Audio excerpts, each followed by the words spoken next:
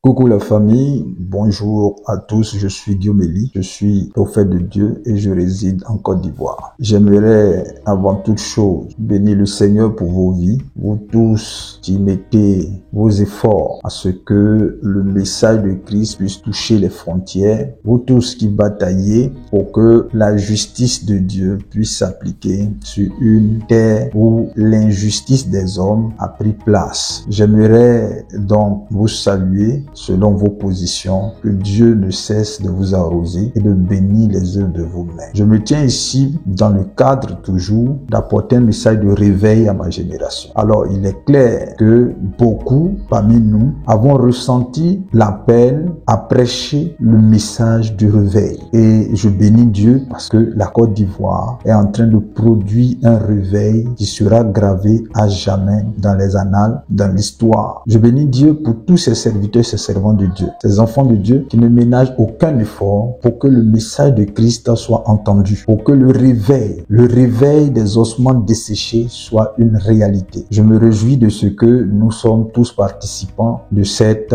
exploit que Dieu est en train de réaliser à travers des vases vils que nous sommes, à travers des personnes de chair qu'il a choisies pour sa gloire. Je viens ce matin vous encourager à nouveau parce que le message de l'évangile c'est d'apporter la bonne nouvelle. Et la bonne nouvelle ce matin, c'est que nous avons été sélectionnés, que dis-je, prédestinés à ce moment que nous sommes en train de vivre. Et beaucoup penseraient que c'est un hasard que nous soyons nés dans une telle période, dans une telle saison de la Côte d'Ivoire. Mais je m'en vais vous dire qu'en spiritualité, la notion de hasard ne peut pas exister. Et c'est pourquoi j'aimerais appeler votre attention, vous tous qui me suivez, à être focalisés sur votre rôle à jouer, votre partition dans ce réveil qui concerne la Côte d'Ivoire, mais qui va s'étendre sur le reste de l'Afrique et sur le monde entier. Alors, je rends grâce à Dieu pour tous ceux qui sont impliqués dans ce message du réveil et qui vivent le réveil. C'est une réalité. Dieu l'a déjà annoncé. Et comme je vous ai dit, nous sommes dans un temps chronologique, mais où Dieu a établi des saisons cycliques qui reviennent. Comprenez que le réveil a été annoncé depuis les prophètes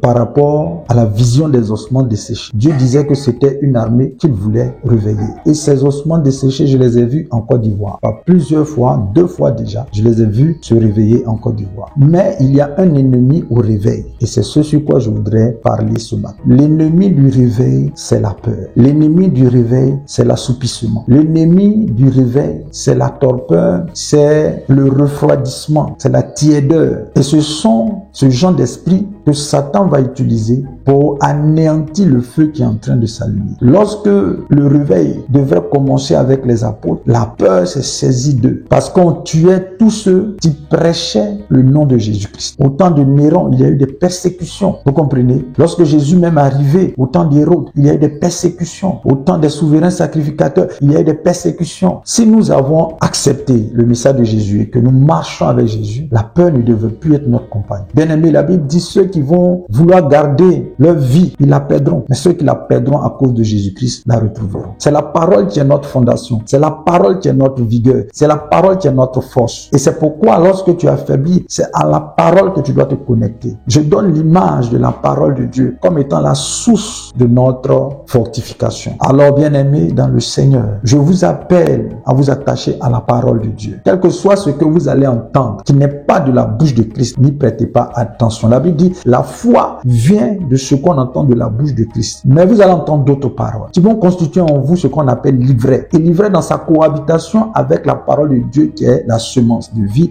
qui est le blé, va créer la confusion en vous. Mais si vous veillez sur votre cœur, de toute votre force, vous veillez sur votre cœur. La Bible dit, garde ton cœur plus que tout, car c'est de lui que viennent les sources de la vie. Et Jésus nous a révélé qu'en réalité, ce qui suit notre cœur, c'est les pensées. Ce qui suit l'homme, c'est les pensées, les mauvaises pensées. Mais les mauvaises pensées sont nourries par ce que nos 5 sens captent comme information dehors. Ce que tu entends, ce que tu écoutes, ce que tu vois. Donc nos sens, c'est ce qui nous crée un problème. Parce que ta vue, ton goûter, ton odorat, ton ouïe, ton toucher te donne d'avoir accès aux informations extérieures. Maintenant, si Dieu te donne sa parole et que tu admets qu'une autre parole vient cohabiter avec cette parole dans ton cœur, ça va créer la confusion. Ça va te donner des sentiments qui ne sont pas ceux de Christ. justice. Vous comprenez? Donc, c'est ce qui est en train d'être mis en place en ce moment en Côte d'Ivoire pour que les Ivoiriens ne puissent pas avoir la paix intérieure, la foi qui peut opérer des exploits. Alors, je suis venu t'inviter pour dire que tu as besoin de te connecter à la source de l'esprit. La source de la parole de Dieu est comme une citerne. C'est une source de force, d'énergie à laquelle quiconque se connecte est constamment restauré, est constamment vivifié, est constamment encouragé. Donc voilà pourquoi s'attacher à la parole de Dieu va faire que tu vas réussir, comme Josué l'a dit, dans tout ce que tu vas entreprendre. Peuple ivoirien, attachez-vous à cette parole de Dieu. Si vous voulez faire les choses dans votre chair, ça ne va pas marcher. Ça ne va pas marcher. Il y a des paroles que les hommes disent, que nous-mêmes, en tant que serviteurs de Dieu, nous pouvons dire, mais qui peuvent être imprégnées de nos émotions. Non, c'est pas de cela que je parle. Je parle des paroles révélées de Christ. Je parle des instructions divines qui suscitent dans vous la conviction. Et quand vous faites les choses par conviction, rien ne peut vous arriver. Parce que cette conviction, la Bible dit, c'est Dieu qui met en vous le vouloir et le faire. Quel que soit le projet dans lequel tu veux te mettre, si Dieu a parlé, ça veut dire que Dieu a créé. Jette le filet à droite. Il n'y avait pas de poisson. Mais quand Dieu a parlé, sa parole est créatrice. Elle a créé. Je suis mandaté pour vous apporter la bonne nouvelle de ce que votre pays est en train de sortir d'une crise et que le réveil est en train de venir en Côte d'Ivoire. La Côte d'Ivoire est censée jouer son rôle dans le concert des nations.